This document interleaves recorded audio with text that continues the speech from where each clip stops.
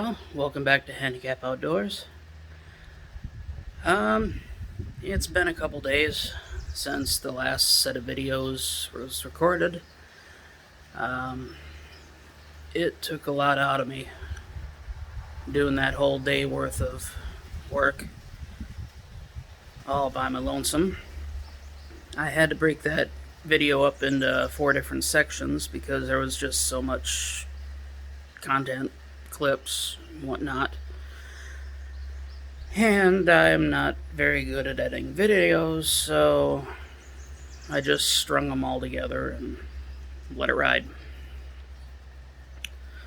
So, yeah. So, as you can see, it's now raining outside.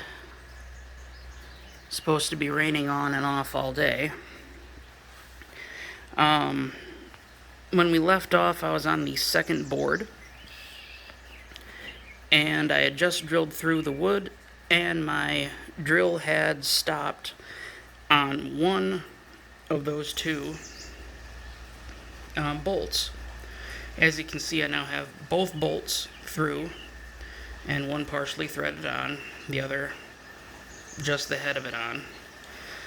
I tell you what, bolting, getting the nuts up there on them is a pain in the butt when you don't have the right tools. I highly suggest if you do this kind of thing yourself, you get a set of ratcheting wrenches. Those are a godsend. Ratcheting wrenches are better than any deep well socket. Knowing from experience, they are literally a godsend. Especially the ratcheting wrenches that have the, on the ratchet end it can bend like 90 degrees both ways, so that it can get down in those hard to reach places. But anyway, so I got the rest of that board drilled out, and here we go. My dad found this set of 14.4 volt Milwaukee drill, 4 batteries, and 2 chargers. The one charger, the cord is all chewed up like it was, I don't know, run through a meat grinder, or some cat was chewing on the cords and got fried by it, because there's nothing left on the cord end. But I used this to finish up the last of the 2 holes for the metal on that board, and it powered through them like butter. So hopefully, knock on wood, this drill will finish up this trailer without a problem. My dad said that if I don't break this set, I can keep them. So there's that. I still have my Craftsman, and I'm going to end up taking that one apart and seeing if it is a gearing problem, because I did get it to turn just a little bit after the motor and everything cooled down. But here's the charger that works for that Milwaukee set, and it seems to be working just fine. It charges these batteries up in about an hour and a half. They're NiCads, it's all heavy, but it works. But because of how everything is set up, I'm going to end up drilling holes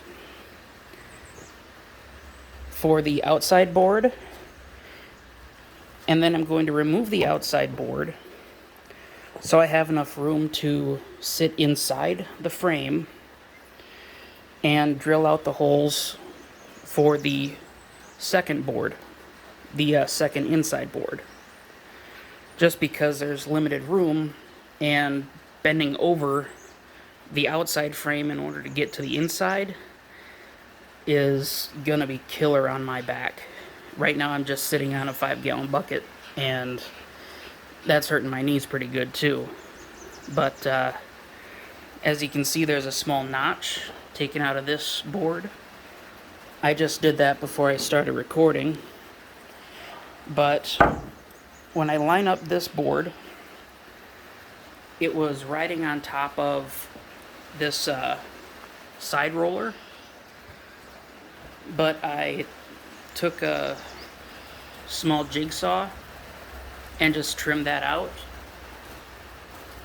just enough so that it would sit in there, and I think that's a pretty good fit.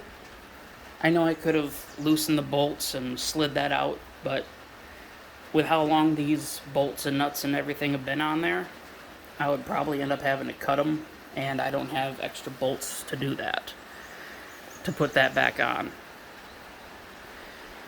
So, those keeping the boat from sliding off sideways as it goes down the highway, well, that's what we got. Today, bare minimum, I'm hoping to get both boards, holes drilled and put on, and then starting bolting down, cranking down on them, the nuts and washers on all 3 of these boards. My dad said he has a set of ratcheting wrenches in his van that he's driving today, and I might be able to go up and get them after he gets done with work. I have to go grocery shopping anyway, so, you know, depending on how late it is, I might be able to do that tonight yet. After I get everything bolted up, then I'll be able to start doing the roll carpet. So, knock on wood, we'll get the holes all drilled today, and I'll update you as things progress and if there's any hiccups. No, always remember to stay hydrated.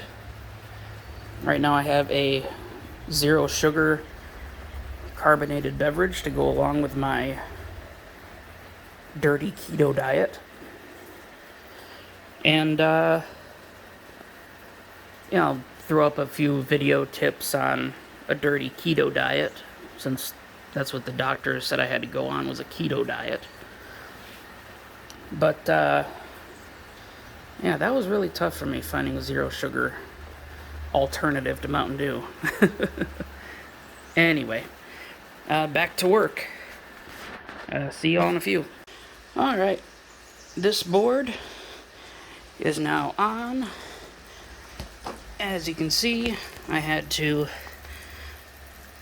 move that hole over because underneath, if I move this over, that hole is a little bit too close to the side there, and I wouldn't be able to get the washer or the nut on because it'd be way too close to the side there. And this, if anyone's wondering, is the cap off of a 5-gallon jug of motor oil.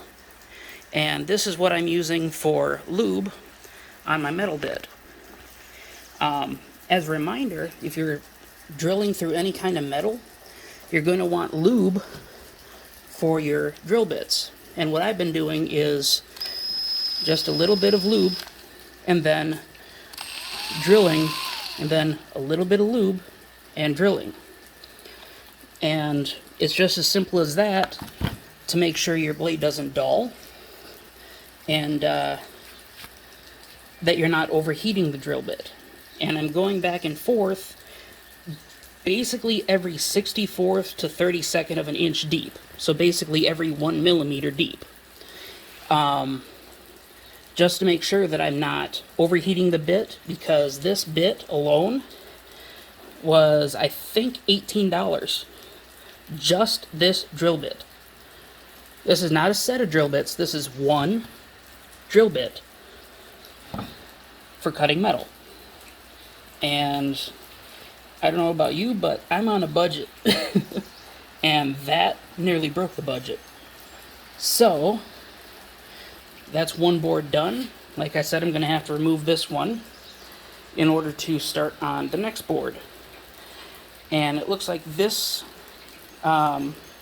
video is getting a little bit long, so I'm going to have to cut this one short and bring you back for an update on the next video. Until then, see you next time.